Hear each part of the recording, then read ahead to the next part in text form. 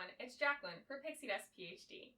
When you buy Disney Vacation Club, your contract will have an annual allotment of points. Interestingly though, if you don't want to use your points that year, you can actually bank them in order to avoid them expiring and just losing them. Similarly, if you're going on a vacation and you're short some points, you can actually borrow points from your next year's allotment. This is called banking and borrowing your points. We'll go over these topics in today's video.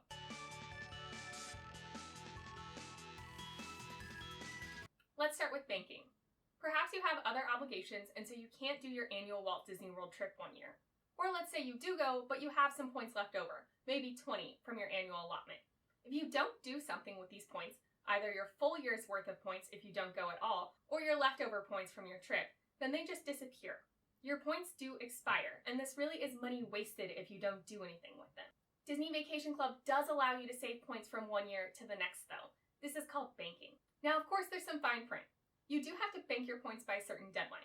This deadline is 4 months before the end of your use year. We're going to go over use year in detail in a future video, but for now, just know that every contract has a use year, and this is when your allotment annual points begins. For example, let's say that I have a 100-point contract with a September 1st use year.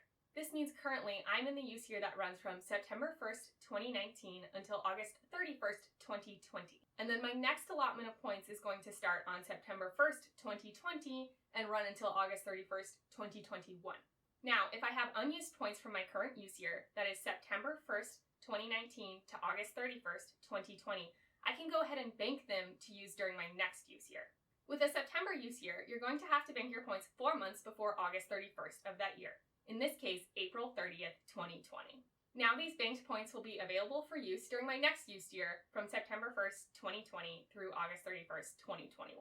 Note that banked points can't be banked continuously. So if I bank 20 leftover points right now into my September 2020 use year and I don't go to Walt Disney World at all next year, I can't bank those points again into my 2021 use year. So if you bank points from one use year, during your next use year, you better be sure to use them or else you're going to lose them completely.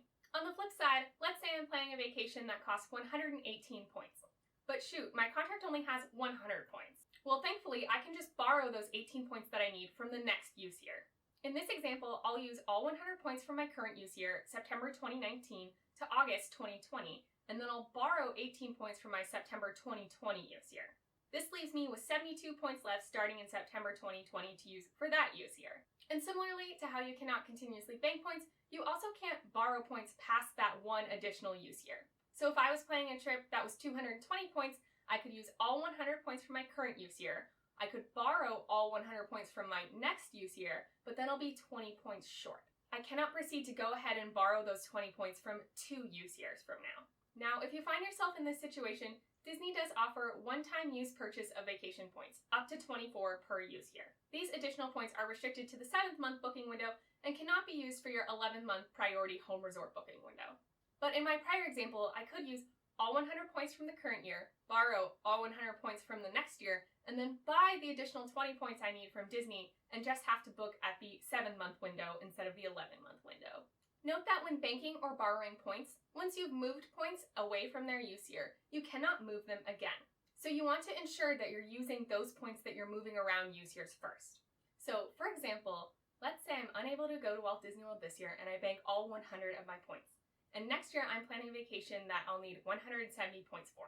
When I book this vacation, I better ensure that I'm using all 100 of my points from last year that were banked before I touch my 100 points from the current use year. This is because if I use the 100 points from my current use year and 70 of the banked points, then there are 30 banked points that I'm just simply going to lose. In that example, if I do this properly and use my 100 banked points and 70 of my current points, I can still go ahead and bank those 30 points if I had no plans on using them this year. Now, banking and borrowing can get pretty complicated if you have multiple Disney vacation contracts at different home resorts or with different use years, as you'll have multiple deadlines to keep track of.